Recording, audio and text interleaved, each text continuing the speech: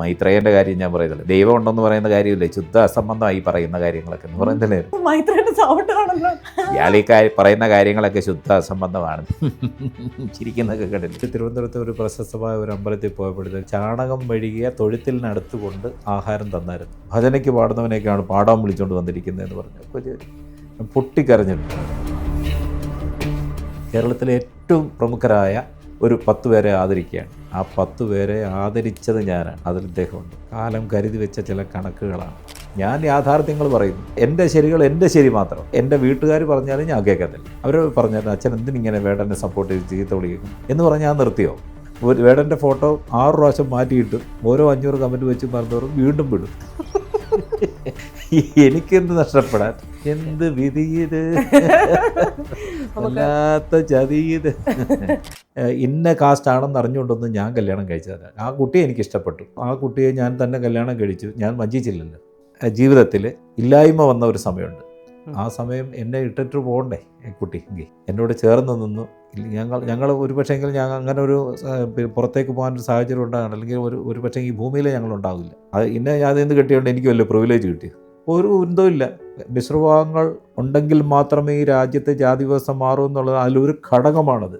പറയുന്നതിനെ കേട്ടിട്ട് കാര്യം, പൊലേനെ കേട്ടിട്ട് എന്ത് കാര്യം? പാട്ടുകാരൻ തന്നെ അഭിപ്രായം പറയുന്നതെന്നൊക്കെ ചോദിക്കുന്നത്. പോടാ പിന്നെ പോക്കിന് പോകും. നമ്മൾ പറയാനുള്ള കാര്യങ്ങൾ പറഞ്ഞിരിക്കും. ആഗോള അയ്യപ്പ സംഗമം നടക്കും. അയ്യപ്പൻ ആരുടെതാണ്? BJPക്ക് അയ്യപ്പനെ വേണം, കോൺഗ്രസിന് അയ്യപ്പനെ വേണം, CPMന് വേണം അയ്യപ്പൻ. ആരുടെ അയ്യപ്പന? ആ അയ്യപ്പനെ അവർക്ക് തൊടാൻ പറ്റുന്നില്ല. ഇപ്പം ആ വിധി നടപ്പാക്കണമെന്ന് ആഗ്രഹിക്കുന്ന ഒരാളാണ് ഞാൻ. എന്നെ ഉത്തമരെല്ലാവരും കല്ലെറിഞ്ഞാലും എനിക്കൊരു പുല്ലുമില്ല. ശബരിമലയിൽ എത്രയോ കോടികളാണ് വരുന്നത്. അവിടെ ഏതെങ്കിലും ഒരു കലാകാരന്മാർക്ക്, ഒരു ദളിതന് അവിടെ അവാർഡ് കൊടുത്തായിരുന്നു. ഇവിടെ എന്ത് പറഞ്ഞാലും ശരി, ജാതി വ്യവസ്ഥയ്ക്ക് ഒരു വലിയ ഫൈറ്റിംഗ് ഇന്ന് കേരളത്തിൽ നടക്കുന്നുണ്ട്. അതിൽ വലിയ ഒരു പങ്ക് വേടൻ വഹിക്കുന്നുണ്ട്, വലിയൊരു പങ്ക് ഞാൻ വഹിക്കുന്നുണ്ട്. ചീത്തവിളി ഉറപ്പാണ്. ഇപ്പോഴത്തെ ഒരു ഇൻസിഡൻറ്റ് ജീവിതത്തിൽ മറക്കാനാവാത്ത ഒരു ഇൻസിഡൻറ്റ് വരുമ്പോൾ, ഒരുപാട് ഇൻ്റർവ്യൂകളിൽ പല കാര്യങ്ങളും അതെല്ലാം മറക്കാനാവാത്തതാണ്.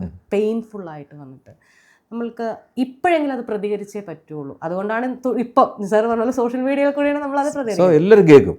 എല്ലാവരും ഞാൻ എപ്പോഴും പറയുന്നതല്ലേ, അവിടെ നിന്ന് വാർത്തയാകും. 50 കോടി രൂപയുടെ പാട്ടും 50,000 രൂപയുടെ പാട്ടും എല്ലാം ഈ മൊബൈലിലാണ് ആൾക്കാർ കേൾക്കുന്നത്, സ്ക്രോൾ ചെയ്ത് പോകുമ്പോഴേ അല്ലേ. അപ്പോൾ ഉടൻ പിന്നെ മറുപടിയാണ് വരുന്നത്. അങ്ങനെയുള്ളൊരു ലൈഫ് മൊമെന്റ് എന്തായിരുന്നു? പിന്നെ ഒരു അധ്യാപകൻ്റെ മകനാണ്. അപ്പം അച്ഛൻ്റെ വലിയ ആഗ്രഹമായിരുന്നു ഞാനൊരു വലിയ പാട്ടുകാരനാണ്. കാരണം ഞാൻ ട്രിവാൻഡ്രത്തിൽ 86 വന്നു, 87 തോന്നുന്നു. അന്ന് ഈ ഒരു എപ്പിസോഡ് മാത്രമുള്ള ടെലിഫിലിം എന്ന് പറയുന്ന സംഭവം ഉണ്ടായിരുന്നു. അപ്പോൾ അതിൽ പിന്നെ എനിക്ക് മയ്യനാട് സോമൻ എന്ന് പറയുന്നൊരു എൻ്റെ പാട്ട് ഇഷ്ടപ്പെടുന്ന പിന്നെ നോബിളിൻ്റെ അച്ഛൻ, അദ്ദേഹത്തിൻ്റെ വലിയ ആഗ്രഹമായിരുന്നു എന്നെ കൊണ്ടൊരു പാട്ട് പാടിക്കണം. അതിന് ഒരു തിരുവനന്തപുരത്ത് ഒരു വയലിനിസ്റ്റായ ഒരു സംഗീത സംവിധായകൻ ഇന്ന് ജീവിച്ചിരിപ്പുണ്ട്. അദ്ദേഹം പിന്നെ കാർത്തിക റെക്കോർഡിംഗ് സ്റ്റുഡിയോ എന്ന് പറയും, തിരുവനന്തപുരം തരങ്ങണി കഴിഞ്ഞാൽ കാർത്തിക റെക്കോർഡിംഗ് സ്റ്റുഡിയോ ആണ്. അവിടെ വെച്ചായിരുന്നു അതിൻ്റെ റെക്കോർഡിങ്. ഞാൻ രാവിലെ ചെന്നു, ചെറിയ പയ്യനല്ലേ, രാവിലെ അവിടെ ചെന്നു. അവിടെ ഇരുന്നു. എന്നെ നോക്കുന്നില്ല ഈ സംഗീത സംവിധാനം. ഞാൻ പാടുന്നതിൽ താല്പര്യമില്ലാത്തതുകൊണ്ട് അവിടെ ഇരിക്കുകയാണ്. അപ്പോൾ അന്ന് കല്ലറ ഗോപൻ ചേട്ടനും ഉഷ എന്ന് പറഞ്ഞൊരു പാട്ടുകാരിയായിരുന്നു. അപ്പോൾ അവരുടെ കൂടെ 1-2 പാട്ടുകൾ ഇവർ രാവിലെ മുതൽ രാത്രി 9 മണി വരെ ഞാൻ അവിടെ ഇരിക്കുന്നു. കറുത്ത് മെലിഞ്ഞ ഒരാളല്ലേ, ഒരു സാധാരണ ഒരു പയ്യൻ വന്നിരിക്കുന്നു. എന്നിട്ട് ഒരു 9 മണി കഴിഞ്ഞ പാട്ട് ബാ ഈ പാട്ട് പഠിക്കേ എന്ന് പറഞ്ഞിട്ട് എനിക്ക് പെട്ടെന്ന് പറഞ്ഞു തന്നു. ഞാൻ പാടാൻ കയറിയപ്പോഴത്തേക്ക് ശരിക്കും പറഞ്ഞാൽ നമ്മളൊരു പിന്നെ വീട് വിട്ട് വന്ന് 2-ാം വർഷമാണ്. എനിക്കിപ്പോഴും ഓർമ്മയുണ്ട്. എന്നെ പറഞ്ഞു പിന്നെ ഭജനയ്ക്ക് പാടുന്നവനെയൊക്കെയാണ് പാടാൻ വിളിച്ചുകൊണ്ട് വന്നിരിക്കുന്നതെന്ന് പറഞ്ഞു. അപ്പോൾ പൊട്ടിക്കരഞ്ഞിട്ടുണ്ട് അവിടെ. അത് പൊട്ടിക്കരഞ്ഞ് പിന്നെ ഇതിൻ്റെ സംവിധായകനും മറ്റുള്ളവരെല്ലാം കൂടെ വന്ന് എന്നെ സമാധാനിപ്പിച്ച്, നമുക്ക് താങ്ങാൻ പറ്റില്ലല്ലോ. കാരണം ഒരു വഴക്കും മറ്റു അനാവശ്യ വാക്കുകളൊന്നും കേൾക്കാതെ വന്ന ഒരാളാണ് ഞാൻ. വെച്ച് കഴിഞ്ഞാൽ അച്ഛൻ മാസ്റ്ററായിരുന്നല്ലേ. അപ്പോൾ ആ ഒരു സ്റ്റാൻഡേർഡിലായിരിക്കുമല്ലോ നമ്മൾ വളരുന്നത്. അധ്യാപകൻ്റെ മകനെന്ന് വെച്ചാൽ വേറെ വഴക്കും അങ്ങനെ അനാവശ്യമായ വഴക്കങ്ങളൊക്കെ അതിപ്പോൾ ഒരാൾ ഇൻസൾട്ട് ചെയ്യുമ്പോഴത്തേക്ക് നമുക്കുണ്ടാകുന്ന ഞാൻ പൊട്ടിക്കരഞ്ഞ്. എനിക്ക് ഭയങ്കരമായ വേദന. കാരണം ഞാൻ രാവിലെ മുതൽ ഇരിക്കുകയാണ്. അന്ന് പൈസ പോലും ഇല്ലാത്ത സമയമാണ്. അങ്ങനെ ഞാൻ പോന്നു. പിന്നീട് ഒരു 5-6 വർഷം കഴിയുമ്പോഴത്തേക്ക് ഞാൻ ഈ ദേവരാജ മാസ്റ്ററെ അടുത്ത ശിഷ്യനായിരുന്നു ഞാൻ. ദേവരാജൻ മാസ്റ്റർ ഇരിക്കുമ്പോൾ അതിന് ഓപ്പോസിറ്റ് കസേരയിൽ ഇരിക്കാൻ പിന്നെ അനുവാദമുള്ള ഒരാളായിരുന്നു ഞാൻ. ഉം. വേറെ ബാക്കിയുള്ളവരൊക്കെ നിൽക്കാറുള്ളൂ. ഉം. അങ്ങനെ ഇരിക്കുമ്പോൾ ഒരു ദിവസം മാഷയുടെ ഒരു പരിപാടിക്ക് ഇദ്ദേഹം വയലിനിസ്റ്റായിരുന്നു. ഉം. അദ്ദേഹം അവിടെ വരുന്നു, ഞാൻ മാസ്റ്ററുടെ മുന്നേ ഇരിക്കുന്നു. ഉം. ഇതൊക്കെ ദൂരെ മാറിയാൽ ഇരിക്കാൻ പറ്റുള്ളൂ എനിക്ക്, മനസ്സിലായില്ലേ? അതിനുശേഷം ഞാൻ കണ്ടിട്ടുമില്ല, സംസാരിച്ചിട്ടുമില്ല. പിന്നെ പിൽക്കാലത്ത് ഒരു എനിക്ക് തോന്നുന്നു ഒരു 6-7 വർഷങ്ങൾക്ക് മുമ്പ് 60 വയസ്സിന് മുകളിലുള്ള കലാകാരന്മാരെ ആദരിക്കുന്ന ഒരു ചടങ്ങ് തിരുവനന്തപുരത്ത് തീർത്ഥവാദം മണ്ഡപത്തിൽ. അപ്പം കേരളത്തിലെ ഏറ്റവും പ്രമുഖരായ ഒരു 10 പേരെ ആദരിക്കുകയാണ്. ആ 10 പേരെ ആദരിച്ചത് ഞാനാണ്. 60 അതിൽ ഇദ്ദേഹമുണ്ട്. കാലം കരുതി വെച്ച ചില കണക്കുകളാണ് ഈ 2 കണക്കുകളും. ദേവരാജ മാഷ് മുന്നേ ഞാൻ ഇരിക്കാമെന്ന് പറഞ്ഞു കഴിഞ്ഞാൽ അതിന് പുറകിൽ സംഗീത സംവിധായകനാണല്ലോ. അതാണ് പോയിൻ്റ്. അതാണ് അതേ ആൾക്ക് ഞാൻ 60 വയസ്സിലേക്കുള്ള അവാർഡൊക്കെ. അപ്പം ഇങ്ങനെ ഉള്ള കാര്യം. അപ്പം ഇത് തന്നെയാണ് ഞാൻ നേരത്തെ പറഞ്ഞത്. അനിൽ ബാബുവിൻ്റെ കാര്യം പറഞ്ഞത്. പകൽപൂരം സിനിമയിൽ പാട്ട് ഉപയോഗിക്കാതെ, പേര് ഉപയോഗിക്കാതിരുന്നപ്പോൾ ഇന്ന് അനിലും ഇല്ല, ബാബുവും ഇല്ല, ഞാനുണ്ട്. സത്യമേ വിജയിക്കുകയുള്ളൂ. കല സത്യമുള്ളതാണ്, സംഗീതം സത്യമുള്ളതാണ്. ആ സത്യത്തിൽ, കാരണം മറ്റൊരാളുടെ അവസരങ്ങൾ പിടിച്ചു പറിക്കാൻ ഞാൻ പോയിട്ടില്ല. ഞാൻ എൻ്റെ ഹാർഡ് വർക്കിൽ തൊണ്ട പൊട്ടി തന്നെ പാടി തന്നെയാണ് ഇപ്പോഴും പന്തളം പാലം നിൽക്കുന്നത്. കാരണം ഞാൻ ചെല്ലുമ്പോഴത്തേക്ക് രാമകഥ കേൾക്കണം, 7 സ്വരങ്ങൾ കേൾക്കണം, പ്രബോധനം കേൾക്കണം, നക്ഷത്ര ദീപങ്ങൾ കേൾക്കണം, ഹരിമുരളൻ, ഇങ്ങനെയുള്ള ഓഡിയൻസാണ് നമ്മുടെ പരിപാടി കേൾക്കാൻ വരുന്നത്. അപ്പം അതിപ്പോഴും പാടാൻ എനിക്ക് സാധിക്കുന്നുണ്ടെങ്കിൽ അതിൻ്റെ പിന്നിലുള്ള ഒരു പ്രയത്നമുണ്ടല്ലോ. തണുത്ത വെള്ളം കുടിക്കത്തില്ല, തണുത്ത ഐസ്ക്രീം കഴിക്കത്തില്ല, ചൂടുവെള്ളത്തിൽ കുളിക്കുകയുള്ളൂ, ഇങ്ങനെയൊക്കെയുള്ള ഒത്തിരി കാര്യങ്ങൾ. കാരണം ലോകം നമ്മുടെ ഒരു തെറ്റ് കണ്ടുപിടിക്കാൻ തന്നെ മാത്രമാണ് ഇരിക്കുക. പ്രത്യേകിച്ച് ഇങ്ങനൊരാളാണ്. ഏതാ ഇവൻ അഹങ്കാരിയാണെന്നല്ല പറയുന്നത്, യഥാർത്ഥത്തിൽ അഹങ്കാരിയല്ല. ഇപ്പം ചിലർ പറഞ്ഞു പന്തളം ഭയങ്കര ജാടയ പുള്ളി. അടുക്കുന്നവർക്കല്ലേ അറിയും ഞാൻ വല്ല ജാടയുള്ള. അയ്യോ, അടുക്കുന്നവരോ? കുറച്ച് മുമ്പ് അനീഷാനോട് ഫോൺ വിളിച്ചപ്പോൾ ആ കോമഡി ചോദിച്ചു, ഞാൻ ചിരിച്ചു കേട്ടോ. പറഞ്ഞില്ലേ? അല്ല അതെങ്ങനെയാണെന്ന് പറഞ്ഞു എനിക്ക് ചിരി വന്നത്. കോമഡിയൊക്കെ വഴങ്ങുമെന്ന് അപ്പൊ എനിക്ക് മനസ്സിലായി. കോമഡി വഴങ്ങും. ഇത് ഇയാള് മൈത്രേയൻ്റെ കാര്യം ഞാൻ പറയുന്നില്ലേ. മൈത്രേയൻ ഇയാൾ ഈ ദൈവം ഉണ്ടെന്ന് പറയുന്ന കാര്യമില്ലേ, ശുദ്ധ അസംബന്ധമായി പറയുന്ന കാര്യങ്ങളൊക്കെ എന്ന് പറയുന്നില്ലേ. ശരി ശരി മൈത്രേന്റെ സൗണ്ട് ആണല്ലോ. ഇയാൾ ഈ പറയുന്ന കാര്യങ്ങളൊക്കെ ശുദ്ധ അസംബന്ധമാണ്. ചിരിക്കുന്നതൊക്കെ കേട്ടില്ലേ. കാരണം അനലൈസ് ചെയ്ത് ഒരു എന്താ പറയുക, ഒരു ക്യാച്ചിങ് ആണിത്. അതൊരു കലയാണ്. എല്ലാവർക്കും ഒന്നും പറ്റത്തില്ല. പല പല ആൾക്കാരെയും ഞാൻ അനുകരിക്കാറുണ്ട്. അത് എൻ്റെ സ്വകാര്യ ഇതേലും. പക്ഷേ കേട്ടെ, നമ്മൾ ഇത്രയും വലിയ സീരിയസ് ഡിസ്കഷനിൽ വന്നപ്പോഴത്തേന് പെട്ടെന്ന് കേട്ടപ്പോഴേ ഇങ്ങനെ അത് പെട്ടെന്ന് അല്ല, അങ്ങനെയാണ് ഞാൻ 96-ൽ ഒരു ട്രൂപ്പിനെ പറ്റി എനിക്ക് ഇൻട്രസ്റ്റ് ആയത്. ഞാൻ ആ ട്രൂപ്പിൽ കൂടി ഇൻട്രൊഡ്യൂസ് ചെയ്ത ആൾക്കാരാണ് നെൽസന്, ഉല്ലാസ്, പിന്നെ രാജാ സാഹിബ്, മാവേലിക്കര ഷാജി, നെൽസൺ, പിന്നെ ചവറ മണിക്കൂട്ട് എന്നവരൊക്കെ നല്ല നിലയിലല്ലേ. അവർ സന്തോഷമാണ്. കാരണം അവരുടെ ഇതിലൊരു ഇൻട്രസ്റ്റ് വേണമല്ലേ. ഈ ഇൻട്രസ്റ്റ് ഇല്ലാതെ ഗാനമേള ട്രൂപ്പ് തുടങ്ങിയിട്ട് വല്ല കാര്യമുണ്ട്? പാട്ട് പറഞ്ഞുകൂടെ, ഏത് പാട്ടുകാരൻ എന്നൊക്കെ ചോദിക്കുന്നതിനേക്കാളും നല്ല ആ കലാകാരനെ ബഹുമാനിക്കാനും ആദരിക്കാനും അതോടൊപ്പം തന്നെ ഒരു നന്മയും കൂടെയാണല്ലോ അത് കൂടെ വരുന്നത്. എന്നാൽ അത്രയും കുടുംബങ്ങളല്ലേ രക്ഷപ്പെട്ടത്. പിന്നീട് പിൽക്കാലത്ത് ഇവർ നമ്മളെ ഓർക്കുന്നോ ഓർക്കാതിരിക്കുമോ അത് അവരുടെ കാര്യം. ഏതാ ഞാൻ ആ ചെയ്ത പ്ലാറ്റ്ഫോം അപ്പം എനിക്ക് ശാന്തിഗിരി സ്വാമിയുണ്ട്, ഗുരുരത്ന ജ്ഞാനം തപസ്സി. അദ്ദേഹം പറഞ്ഞിട്ടുണ്ട് പന്തളം ബാലനെ സംബന്ധിച്ച് ഒരു ഗോഡ് ഫാദർ ഇല്ല എന്ന് പറഞ്ഞിട്ടുണ്ട്. ഗോഡ് ഫാദർ ഇല്ലാതെ നടന്നു വന്ന ഒരാളാണ് ഞാൻ. അപ്പോൾ എനിക്ക് ഈ സമൂഹത്തിൽ ചെയ്യാൻ പറ്റുന്ന ഒരുപാട് കലാകാരന്മാർ ഞാൻ ഈ സമൂഹത്തിലേക്ക്, ഈ കലാകേരളത്തിലേക്ക് ഇൻട്രൊഡ്യൂസ് ചെയ്തിട്ടുണ്ട്. അപ്പോൾ അവരൊക്കെ ഇന്ന് നല്ല നിലയിൽ കാണുമ്പോഴത്തേക്ക് നമുക്ക് സന്തോഷമാണ്. ഏതാ അല്ല, എനിക്ക് മാത്രമേ പാടാവുള്ളൂ. പുതിയ എഴുത്തുകാർക്ക് അവസരം കൊടുക്കും, പുതിയ ക്യാമറമാർക്ക് അവസരം കൊടുക്കാറുണ്ട്, പുതിയ പാട്ടുകാർക്ക് അവസരം കൊടുക്കുക. ഒരുപാട് കുട്ടികളെ ഞാൻ ഫ്രീ ആയിട്ട് പഠിപ്പിക്കുന്നുണ്ട്. ഇതിൽ കൂടെയാണ് ഞാൻ പറയുന്നത്. അവർക്കറിയാം ഞാൻ എന്താണ് ചെയ്യുന്നത് എന്നുള്ള കാര്യവും. ആ ഫ്രീ ആയിട്ട് പഠിപ്പിക്കണമെങ്കിൽ അതിനൊരു മൈൻഡ് സെറ്റ് വേണം. ഏതാ സാഹചര്യങ്ങളാണല്ലോ ഒരാളെ ബിൽഡപ്പ് ചെയ്യുന്നത്. ഞാൻ വന്ന സാഹചര്യം എന്ന് പറഞ്ഞാൽ കൂട്ടുകുടുംബത്തിൽ കൂടെ വന്നതാണ്. 10ാം ക്ലാസ്സിൽ പഠിക്കുമ്പോൾ ഒരു മുണ്ടും ഷർട്ടും മാത്രം ഇട്ടുകൊണ്ട് നടന്ന ഒരാളാണ്. അപ്പോൾ എനിക്ക് സാധാരണക്കാരൻ്റെ പ്രശ്നങ്ങളെ മറന്ന് ഒരിക്കലും ജീവിക്കാൻ സാധിക്കത്തില്ല. ഒരു മനുഷ്യൻ നമ്മളോട് സംസാരിക്കാൻ വരുമ്പോൾ അവരുടെ ഏറ്റവും മനോഹരമായിട്ട് സംസാരിക്കണം, അല്ലേ? ഒരാൾ ഫോട്ടോ എടുക്കണമെന്ന് പറയുമ്പോഴത്തേക്ക് അവൻ നമ്മളോട് അദ്ദേഹത്തിന് നമ്മളോട് താല്പര്യം കൊണ്ടായിരിക്കുമല്ലോ നമ്മളോട്. അവരുടെ കൈ തട്ടി മാറ്റാനോ അല്ലെങ്കിൽ എനിക്ക് സമയമില്ലെന്ന് പറയാനോ ഞാൻ നിൽക്കുന്നില്ല. ഇന്നലെ തന്നെ ഒരു ചാരിറ്റി ഫംഗ്ഷന് ഞാൻ പോയപ്പോഴത്തേക്ക് കുറേ പ്രമുഖരായ ആൾക്കാരുടെ പടം വെച്ചിട്ടുണ്ട്. പക്ഷേ അതിനകത്ത് ഞാൻ മാത്രമേ ചെന്നുള്ളൂ. ഒരു പ്രോഗ്രാം സംഘടിപ്പിക്കുന്നവരുടെ മാനസികാവസ്ഥയെ പറ്റി നമ്മൾ മനസ്സിലാക്കണം. ഒരു ലേഡി സംഘടിപ്പിച്ചതാണ്. എനിക്കവരെ ഒരു പരിചയം, ഞാൻ അമേരിക്ക ഇരുന്നപ്പോഴത്തേക്കാണ് എന്നെ വിളിച്ചത്. പക്ഷെ അവിടെ ചെന്നപ്പോഴത്തേക്ക് ഈ കാര്യങ്ങളെല്ലാം താറുമാറായിരിക്കും. അപ്പം ഞാനിവിടെ ചെന്നില്ലാലോ എന്നുള്ള അവസ്ഥ ഒന്ന് ആലോചിച്ചോട്ടെ. അപ്പോൾ ഇതൊക്കെയാണ് നന്മയെന്ന് പറയുന്നത്. ഒരുപാട് ഈ മെഡിക്കൽ കോളേജിൽ പിന്നെ പിന്നെ ജീവകാരുണ്യ പ്രവർത്തനങ്ങളൊക്കെ ചെയ്യുന്ന ഒരുപാട് പേരുടെ കാര്യങ്ങൾ എനിക്ക് ചെയ്തു കൊടുക്കാൻ സാധിക്കുന്നുണ്ട്. ചേച്ചി ആയാലും ശരി, ബ്ലഡ് വേണമെന്ന് പറഞ്ഞ് ബ്ലഡ് ഡൊണേഷൻ്റെ ആളാണ് ഇവളൊക്കെ. അപ്പോൾ അത് കണ്ടാണ് എൻ്റെ മക്കളും വളരുന്നത്. ഒരു മനുഷ്യനോട് നമ്മൾ എടാന്ന് വിളിക്കുന്നത് എടൂ എന്ന് വിളിക്കുന്നത് സർ എന്ന് വിളിക്കുന്നത് വലിയ വ്യത്യാസമല്ലേ. എന്താടാന്ന് ചോദിക്കുന്നത് എന്താടൂ, ഹലോ ചേട്ടാ, ഹേ മിസ്റ്റർ, ഹലോ ശരണ്യ ഇപ്പോൾ പറഞ്ഞ് എന്നോട് സംസാരിക്കാനത് അങ്ങനെയൊന്നുമില്ല. നമ്മളെല്ലാം തുല്യരാണ്.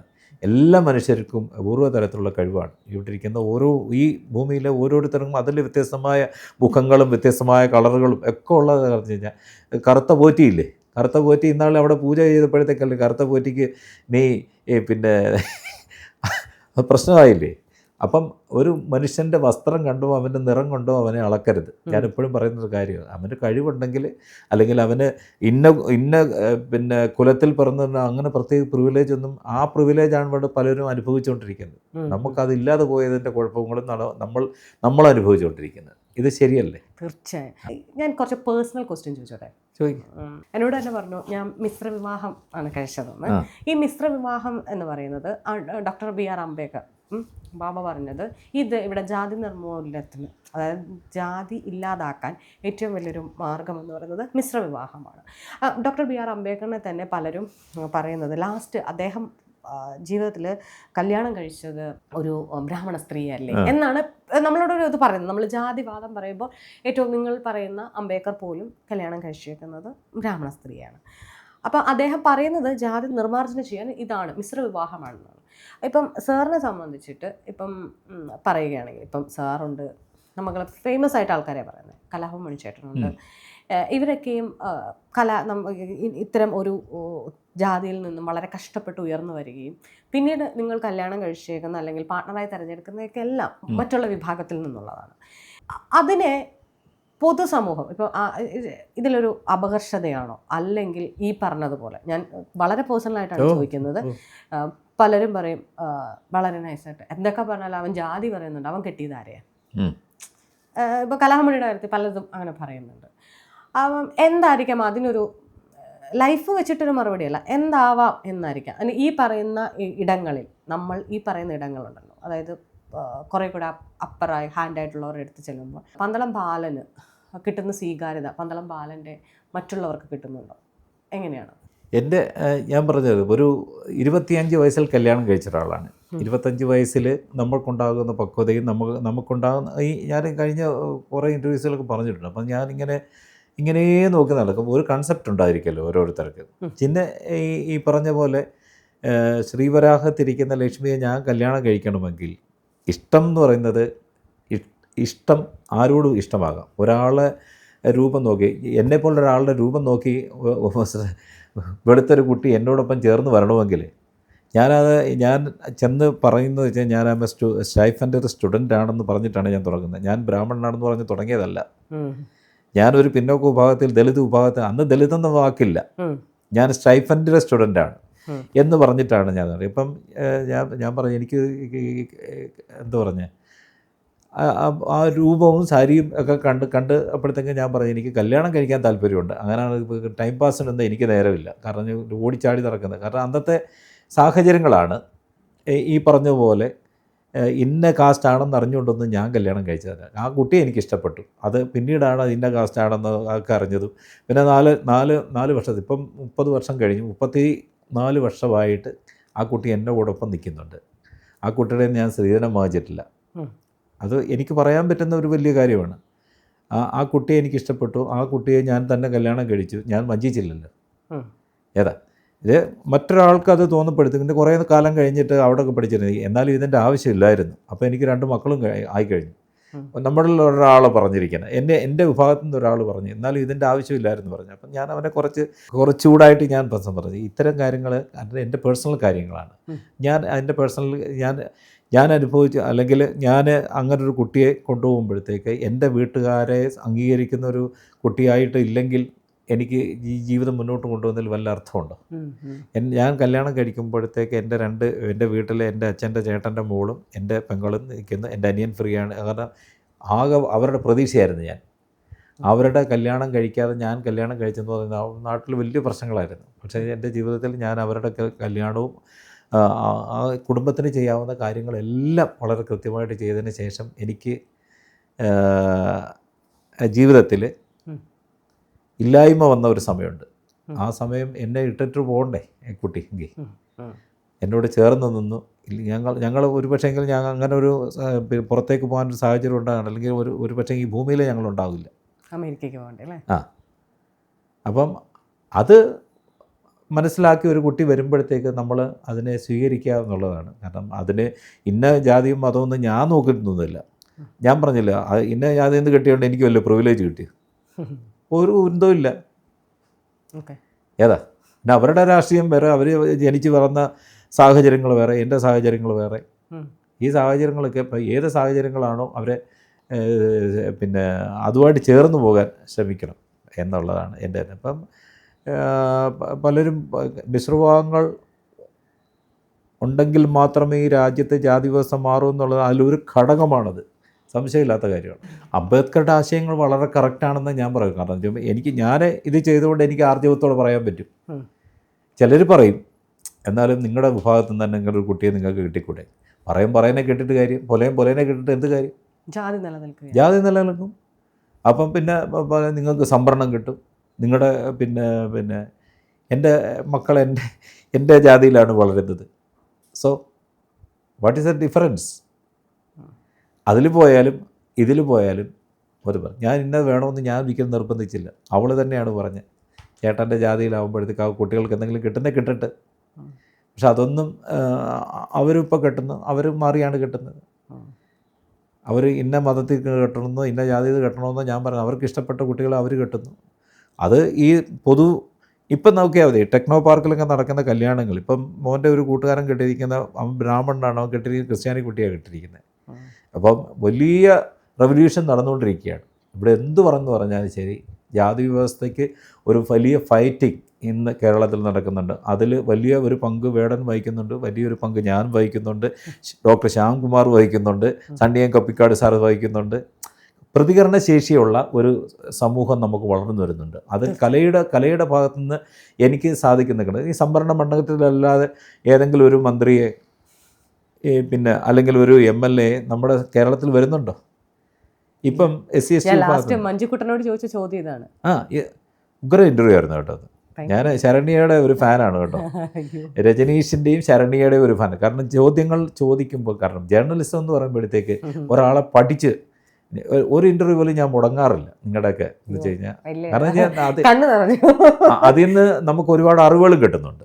ഇപ്പോൾ കഴിഞ്ഞ ദിവസം ശ്യാംകുമാറിനോട് ചോദിച്ച ചോദ്യങ്ങളൊക്കെ ഉഗ്ര ചോദ്യങ്ങളാണ് ചോദിച്ചിരിക്കുന്നത്. അത് ചോദിക്കണമെന്നുള്ള ആർജവം എന്ന് വെച്ച് കഴിഞ്ഞാൽ റിസർച്ച് ചെയ്യുന്ന അല്ലെങ്കിൽ സമൂഹത്തിൽ നടക്കുന്ന കാര്യങ്ങളെപ്പറ്റി അറിയുന്ന ഒരാൾക്ക് മാത്രമേ. സന്തോഷം വന്നാലും കരയും, സങ്കടം വന്നാലും കരയും. അല്ല അതാ നമ്മൾ പച്ചയായ മനുഷ്യന് മാത്രമേ കരയാനോ സങ്കടം വരാനോ സാധിക്കില്ല. കള്ളക്കരച്ചിലല്ലല്ലോ. ഒരാളെപ്പറ്റി ഒരു പാട്ട് മനോഹരമായിരുന്നു എന്ന് പറയുമ്പോഴത്തേക്ക് പാടി കഴിഞ്ഞ് കിട്ടുമ്പോൾ കയ്യടി കിട്ടുമ്പോൾ ആസ്വദിക്കുന്നവരാണ്. ആ ആസ്വാദനമാണ്, ആ കയ്യടിയാണ് എൻ്റെ മുന്നിലോട്ടുള്ള.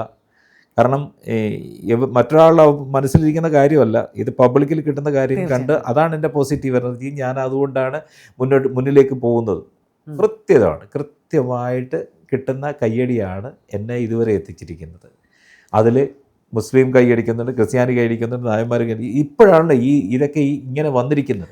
മറ്റേത് പ്രേക്ഷകരായിരുന്നു.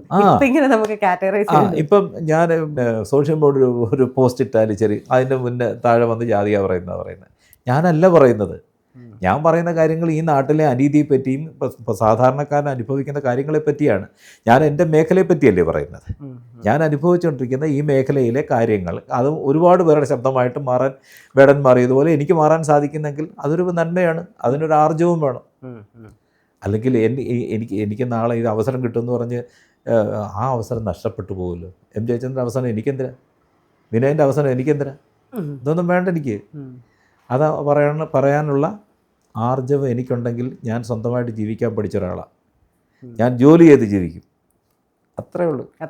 അതൊരു വലിയ നമ്മൾ ഓക്കെ നമ്മളിപ്പോഴും 40 വർഷമായിട്ട് നിലനിൽക്കുന്നുണ്ട് സാർ പറഞ്ഞാൽ കല സത്യമാണ്, അല്ലെങ്കിൽ നമ്മൾ ചെയ്യുന്ന പ്രവൃത്തി ഇപ്പോഴും നമ്മൾ എന്താ പറയുക ഡെയിലി അപ്ഡേറ്റഡ് ആണ്, അതിനെ ഇങ്ങനെ തുടച്ച് വെക്കുക, തുടച്ച് വെച്ചെങ്കിൽ മാത്രമേ അത് നിൽക്കൂ. അതുകൊണ്ടാണ് ഞാൻ പറയുന്നത് നമ്മളിന്ന് കേൾക്കേണ്ട ആ പാട്ടോ അല്ലെങ്കിൽ ആ ഒരു സംഗീതമോ എപ്പോഴും ഒരുപോലെ കേൾക്കുന്നതിലാണ് ആൾക്കാർക്ക് താല്പര്യം. അതിന് നമ്മൾ പ്രിപ്പയർഡ് ആയിരിക്കണം. പിന്നെ ഞാൻ ഇന്ന് അവിടെ ചെന്ന് മാവേലിക്കര നിന്ന് പൊളിക്കും, അങ്ങനൊന്നും നടക്കത്തില്ല. ഇന്നത്തെ മാവേലിക പരിപാടിക്ക് ഞാൻ ഇന്ന് അവിടെ ചെന്ന് ഞാൻ പൊളിച്ചു പാടുമെന്ന് പറഞ്ഞാൽ പൊളിഞ്ഞു പോവുകയുള്ളൂ. മുൻവിധിയില്ല. അത് തന്നെ നമ്മൾ നിത്യാഭ്യാസി. ഇപ്പം ഈ നമ്മളെടുക്കുന്ന ഇൻ്റർവ്യൂ എത്ര പേര് കാണും, അതിൻ്റെ റിയാക്ഷൻ എന്തായിരിക്കണം എന്ന് എനിക്കൊരു ധാരണയുണ്ട്. ചീത്തവിളി ഉറപ്പാണ്. അത് അവർ പറഞ്ഞുകൊണ്ടിരിക്കും. ഞാൻ യാഥാർത്ഥ്യങ്ങൾ പറയുന്നു. എൻ്റെ ശരികൾ എൻ്റെ ശരി മാത്രമാണ്. മറ്റൊരാളുടെ ശരിക്ക് എനിക്ക് ജീവിക്കാൻ പറ്റും, മറ്റൊരാളുടെ അഭിപ്രായത്തിന് ജീവിക്കാൻ പറ്റത്തില്ല. അത് എൻ്റെ വീട്ടുകാർ പറഞ്ഞാലും ഞാൻ കേൾക്കത്തില്ല. അവർ പറഞ്ഞാൽ അച്ഛൻ എന്തിനിങ്ങനെ വേടനെ സപ്പോർട്ട് ചെയ്ത് ചീത്ത വിളിക്കുന്നത് എന്ന് പറഞ്ഞാൽ ഞാൻ നിർത്തിയോ? ഇല്ല. ഞാൻ ഫോട്ടോ ഇട്ട് വേടൻ്റെ ഫോട്ടോ 6 പ്രാവശ്യം മാറ്റിയിട്ട് ഓരോ 500 കമൻറ്റ് വെച്ച് മറന്നവരും വീണ്ടും വിടും. എനിക്കെന്ത് നഷ്ടപ്പെടാൻ, എന്ത് വിധി ഇത്, വല്ലാത്ത ചതി ഇത്.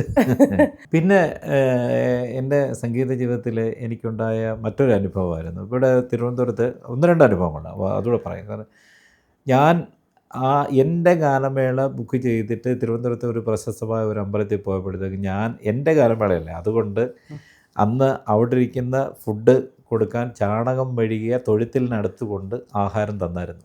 ഞാനന്ന് ചെറിയ പ്രായമാണ്, അന്ന് എൻ്റെ പൈസ ഇല്ലാത്ത സമയത്ത് പോലും ഞാൻ പറഞ്ഞു ഒരാൾ ഇവിടുന്ന് കഴിക്കരുന്നേ, നിങ്ങളുടെ ഫുഡ് വേണ്ട. എന്നിട്ട് ഞാൻ അവർക്ക് വാങ്ങിച്ചു കൊടുത്തായിരുന്നു. അപ്പം ചിന്തിച്ചാൽ മതി, അത് ഒരു തിരുവനന്തപുരത്ത് ഒരു ഫേമസ് ക്ഷേത്രമാണ്. അതിനിപ്പോൾ ക്ഷേത്രത്തെപ്പറ്റി ഞാൻ പറയുന്നില്ല, അവരെല്ലാം എൻ്റെ സുഹൃത്തുക്കളാണ് ഇപ്പോഴും. ആ സുഹൃത്തുക്കളിലേക്ക് എത്തുവാൻ വേണ്ടി ഞാൻ എത്രമാത്രം കഷ്ടപ്പെട്ടിട്ടുണ്ടെന്ന് ആലോചിച്ചു. ഇപ്പം ഒരു പാട്ട് പാടി വൈറലായി വരുന്നത്. ഇത്രയും കാലം എവിടെയായിരുന്നു? അങ്ങനെയല്ലല്ലോ നമ്മൾ വന്നത്. നമ്മൾ ഗ്രാമങ്ങൾ തോറും വാർഡുകൾ തോറും പാടിയാണ് ഒരു പന്തളം ബാലനുണ്ടായിരിക്കുന്നത്. ആ അനുഭവങ്ങൾ വളരെ വലുതാണ്. ഇത് ചില്ലറയല്ല ഇത് വർക്ക് ചെയ്തിരിക്കുന്നത്. ഈ സാധനം, ഈ തൊണ്ടയെന്ന് പറയുന്നത് ചില്ലറയല്ല പാടിയിരിക്കുന്നത്. അത് ഇപ്പോഴും കേടുകൂടാതെ, ഒരുപാട് ആരോഗ്യ പ്രശ്നങ്ങളുണ്ടെങ്കിൽ പോലും ഇപ്പോഴും കേടുകൂടാതെ പോകുന്നത് അത് സത്യമുള്ളതുകൊണ്ട് മാത്രമാണ്. അത് മറ്റൊരാളുടെ അവസരങ്ങൾ തട്ടിപ്പറിക്കാനോ അല്ലെങ്കിൽ അവന് പാര വയ്ക്കാനും അവനിപ്പോൾ എനിക്ക് അവസരം തരണമെന്ന് പറഞ്ഞാൽ എൻ്റെ ആവശ്യമാണ്. എല്ലാ വർഷവും ഞാനൊരു ഓണപ്പരിപാടി സർക്കാരിൻ്റെ നിന്ന് വാങ്ങിക്കും. എനിക്ക് കിട്ടേണ്ട ഒരു ആവശ്യമാണ്. ആവശ്യമില്ലെങ്കിൽ ഞാൻ എന്തെങ്കിലും പ്രശ്നം ഉണ്ടാക്കും. 10 ലക്ഷം 15 ലക്ഷം രൂപ പിന്നെ വളർത്തിയവനെ മാത്രം വളർത്തിയിട്ട് കാര്യമില്ലല്ലോ. ഒരാൾക്ക് അവസരങ്ങളാണ് നിഷേധിക്കപ്പെടുന്ന പലപ്പോഴും. അവസരം കിട്ടണം, പാടുന്ന കാലം അത്രയും അവസരം കിട്ടണം നമുക്ക്. അത് ഏത് ഗവൺമെൻറ് വന്നാലും തരണം. എൻ്റെ ആവശ്യകതയാണ് അല്ലേ. അപ്പം പിന്നെ ഒരിക്കൽ ഒരു ചാനലിൽ ഒരു പാട്ട് പാടിയപ്പോഴത്തേക്ക്, അതായത് ഓരോ മ്യൂസിക് ഡയറക്ടറെ പാട്ട് അദ്ദേഹത്തെ കാണിക്കും, അവരുടെ പാട്ടുകൾ 3-4 പാട്ടുകാർ പാടും. ആ പാടുന്ന കൂട്ടത്തിൽ ഒരു മ്യൂസിക് ഡയറക്ടർ പാട്ട് പാടിയപ്പോഴത്തേക്ക് അതിൻ്റെ പ്രൊഡ്യൂസറുടെ അടുത്ത് ആ മ്യൂസിക് ഡയറക്ടർ വിളിച്ചു, ഇവനെ പോലുള്ളവനെ എൻ്റെ പാട്ടുകൾ പാടാൻ കിട്ടിയുള്ളൂ എന്ന് ചോദിച്ചായിരുന്നു.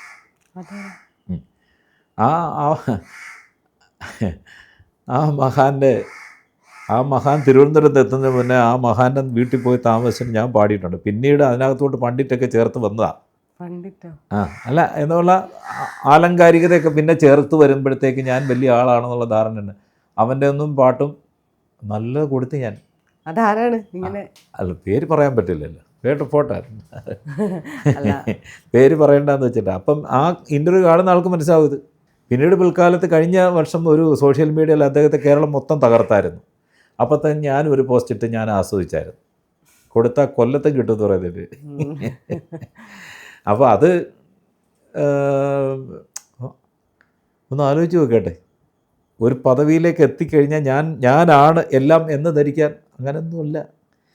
സംഗീതം സത്യമാണ്. ഈ 40 വർഷമായിട്ട് ഞാൻ നിൽക്കുന്നുണ്ടെങ്കിൽ എൻ്റെ കയ്യിൽ നല്ലൊരു സംഗീതം ഉള്ളതുകൊണ്ട് മാത്രമല്ലേ. ഞാൻ എൻ്റെ സമർപ്പണമായിട്ട് ഞാൻ എനിക്ക് വേറെ ജോലിയൊന്നും അറിഞ്ഞുകൂടാത്തതുകൊണ്ട് എനിക്ക് പാട്ടാണ് എൻ്റെ 24 മണിക്കൂറും പാട്ടാണ്. ആ പാട്ടിൽ നിന്നുണ്ടായ അനുഭവ സമ്പത്താണ് എന്നെക്കൊണ്ട് ഇങ്ങനെ സംസാരിക്കുന്നതും പ്രതികരിക്കുന്നതും. പോടാ പുല്ലെന്ന് പറഞ്ഞു ഞാൻ. പോടാ പുല്ലെന്നല്ല, വേറെ പദമാണ് ഉപയോഗിച്ചത്. അത് വേറെ കാര്യം. അല്ല ഇപ്പോഴേ ഇപ്പോൾ പറഞ്ഞപ്പോൾ പെട്ടെന്ന് തന്നെ മനസ്സിലാക്കി ഒരു കാലഘട്ടത്തിൽ ജാസി ഗിഫ്റ്റ് നമുക്കൊരു ഓളം അസാധ്യ ഓളമായിരുന്നു മ്യൂസിക്. പക്ഷേ ഇപ്പം എവിടെയെന്ന് ചോദിക്കേണ്ടി വരും നമ്മൾ. ഉണ്ടോ ഇല്ല. അതായത് ഇപ്പം പറഞ്ഞ പോലെ തന്നെ പുതിയ ആൾക്കാർ വരുന്നു, ഒക്കെ എല്ലാം അതാണ്. പക്ഷെ ഒരു ഓളം എന്ന് പറയുന്നൊരു ഒന്നൊന്നര ഓളമായിരുന്നു. അതെന്തായിരിക്കും അങ്ങനെ ഒന്ന് പോയതെന്നാണ് കരുതുന്നത്? ഇപ്പം ജാസി സണ്ണി എപ്പിസോഡ് പറയുന്ന പോലെ ജാസി ഗിഫ്റ്റ് എന്ന പേര് വരുമ്പോഴത്തെ അതിന് മുന്നേ അവിടെ ചെല്ലും ഈ സംഭവം. ജാസി ആരാണെന്നും ജാസിയുടെ കുലമെന്താണെന്നും ജാസിയുടെ നിറമുണ്ടല്ലോ. അപ്പോൾ സ്വാഭാവികമായിട്ടും ഇവർക്ക് ഒരു അന്വേഷണ സംഘം ഉണ്ടാവും. ഏതാ ആ അന്വേഷണ സംഘം വളരെ കൃത്യതയോടെ, ഇന്നലെ ശ്യാംകുമാർ പറഞ്ഞിട്ടുണ്ട്, ഒരു അന്വേഷണ പൂജാരി കറുത്തിരിക്കുന്നു എന്ന് പറഞ്ഞൊരു അന്വേഷണ സംഘം അപ്പോൾ പെട്ടെന്ന് തന്നെ അതിൻ്റെ തീരുമാനമെടുത്ത് അവർ അതിൻ്റെ റിപ്പോർട്ട് സമർപ്പിക്കുമെന്ന് പറഞ്ഞതുപോലെ ആ റിപ്പോർട്ട് സമർപ്പിച്ചിട്ടുണ്ട്. ആ റിപ്പോർട്ട് വ്യാപകമാക്കി ഗസറ്റിൽ പബ്ലിഷ് ചെയ്തിട്ടുണ്ട്. ഓക്കെ. പക്ഷേ അദ്ദേഹം തന്നൊരു ഓളം ഞങ്ങളുടെയൊക്കെ ചെറുതിലെ ഭയങ്കര ഓളമായിരുന്നു. അത് നമുക്കതൊരു ഭയങ്കര ഒരു ഭയങ്കര രസം തോന്നി. വേറൊരു അല്ല, അത് ഇപ്പം വേടൻ്റെ പാട്ട് തന്നെ. വേടൻ്റെ പാട്ടും ഇപ്പോൾ പാട്ടും പറച്ചിലും കൂടെയാണ്. ആ പറച്ചിൽ കൂടി ആശയങ്ങൾ 1000 ആശയങ്ങൾ ഭരിപ്പതില്ലെന്നല്ലേ പറയുന്നത്. ഒരു വേടൻ പോലെ 1000 വേടന്മാർ 1000 വേടന്മാർ വരുമെന്നല്ലേ പറയുന്നത്. അപ്പം എന്ന് പറയുന്നത് പോലെ പിന്നെ നമ്മൾ പാട്ടുകാരൻ മാത്രമാണ്. പാട്ടുകാരന് നിലപാടുണ്ടായിരിക്കണം.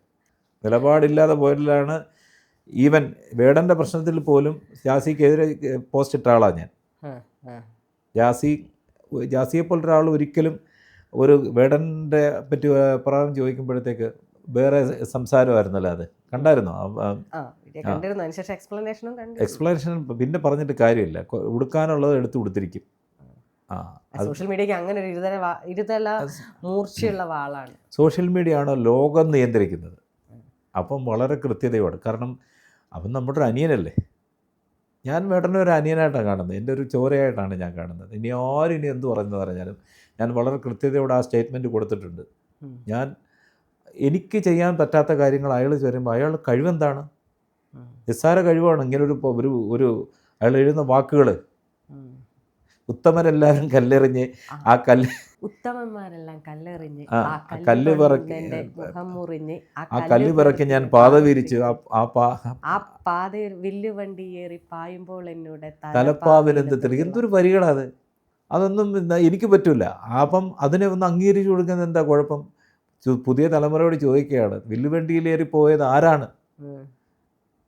പുതിയ തലമുറ ഏറ്റു പറയുക അയ്യങ്കാളിയാണെന്ന് പറയുമ്പോഴത്തേക്കുണ്ടാകുന്ന കേട്ട് ഞാൻ വേടം കേട്ടില്ല എന്ന് പറയുന്നത് വെച്ച് കഴിഞ്ഞാൽ, എന്നിട്ട് അയാൾ അനുഭവിച്ചു വന്ന ജീവിത സാഹചര്യങ്ങൾ എന്താണെന്നൊന്ന് മനസ്സിലാക്കണ്ടേ? അതിനെ ഉൾക്കൊള്ളാൻ വലിയ ബുദ്ധിമുട്ടുള്ള ആൾക്കാരാണ് ഈ സമൂഹത്തിലുള്ളത്. അപ്പം ആ ജീവിതവും എൻ്റെ ജീവിതവും ഒക്കെ ഏകദേശം സെയിമാണ്. ഒറ്റയ്ക്ക് കയറി വന്നവരാണ്. തീർച്ചയായും ഒറ്റയ്ക്ക് വഴിവെട്ടി വന്നത്. അപ്പോൾ അതുകൊണ്ട് നിലപാടുകളുണ്ടായിരിക്കും. പിന്നെ പ്രതികരിക്കും. പോടാവില്ലെന്ന് പറയേണ്ടത് പോടാവില്ലെന്ന് തന്നെ പറയും. അത്രയേ ഉള്ളൂ. എന്ന് പറഞ്ഞ് നമ്മുടെ കഴിവിനകത്ത് എൻ്റെ ഇരിക്കുന്ന കഴിവിനെ ആർക്കും ഒന്നും ചെയ്യാൻ പറ്റില്ലല്ലോ.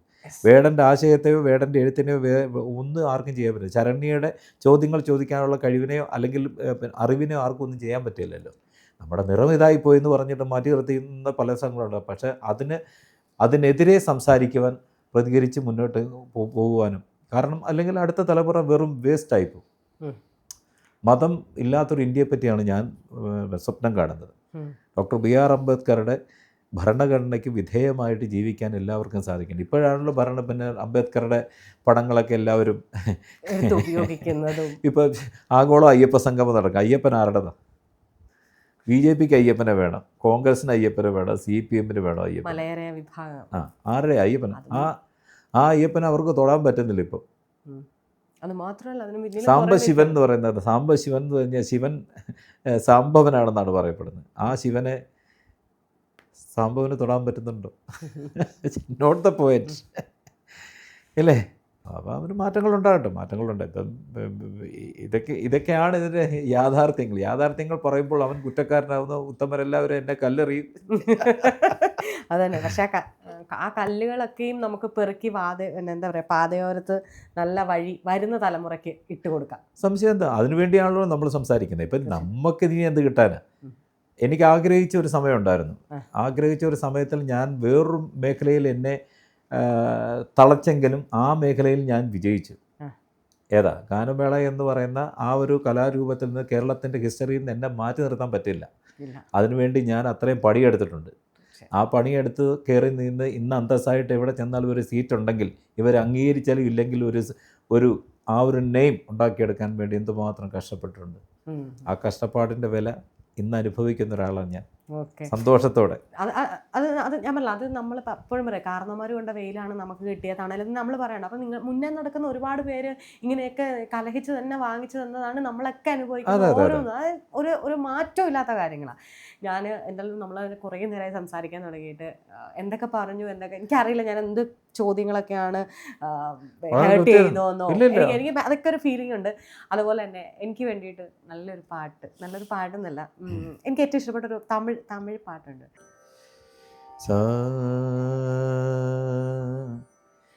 സനി സരി സനി സരി സനി സാരി സനി ധനി സരി രി സനി ധനി സനി ധപ പദ നി സാരി ഗമ പദ നി സ ആ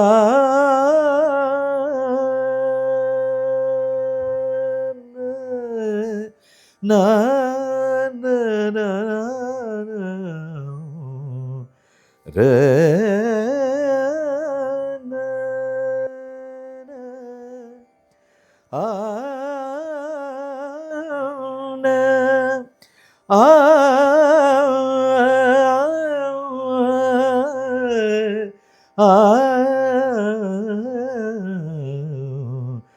a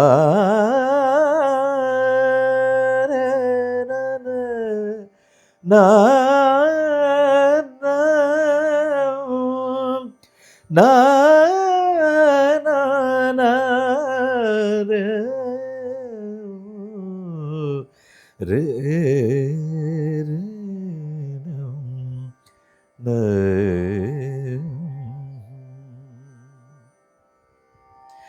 മൗനമേ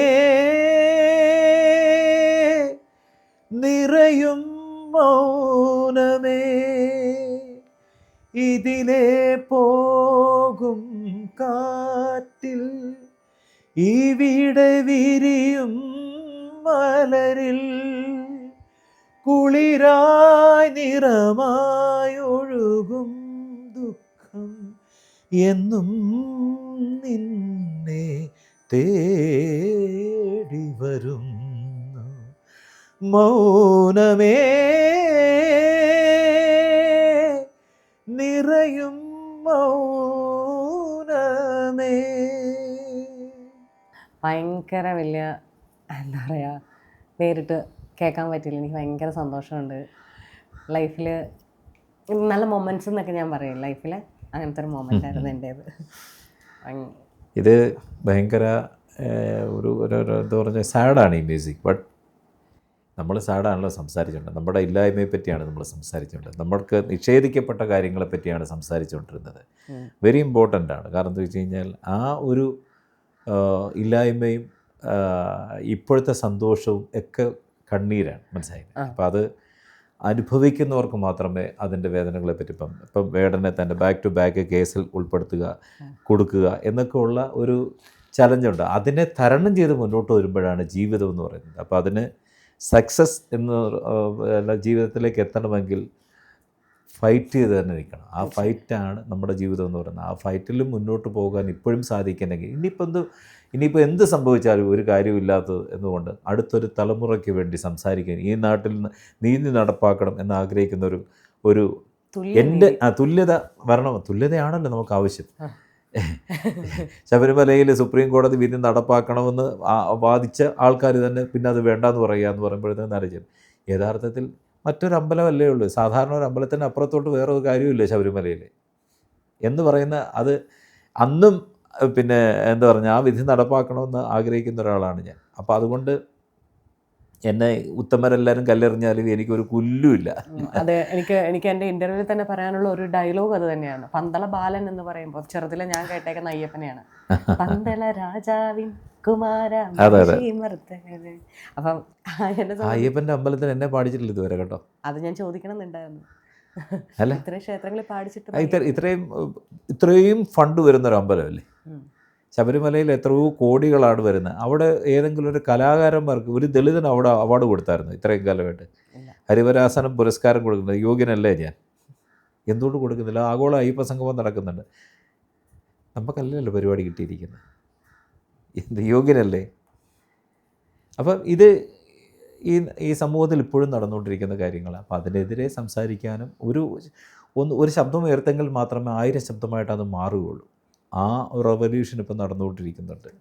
അപ്പോൾ അതിലൊരു IAS കാരനും IPS കാരനും ഡോക്ടർമാരും ഒന്നും വരുന്നില്ല എന്നുള്ളതുള്ളൂ. ഈ താഴെ തട്ടിലെ ജനങ്ങളെ സഹായിക്കാനും അവൻ്റെ കൂടപ്പുറപ്പുകളെ സഹായിക്കാനും ഒരുത്തനും മനസ്സ് വരുന്നില്ലല്ലോ എന്നുള്ള ഒരു മനോവിഷമവും അതൊക്കെ തന്നെയാണ് എന്നെപ്പോലെയോ അല്ലെങ്കിൽ മറ്റൊരാളെ പോലെയോ ശ്യാംകുമാറിനെ പോലെയോ. ശ്യാംകുമാർ ഒരു വലിയ അസറ്റാണ് നമ്മുടെ സമൂഹത്തിൽ.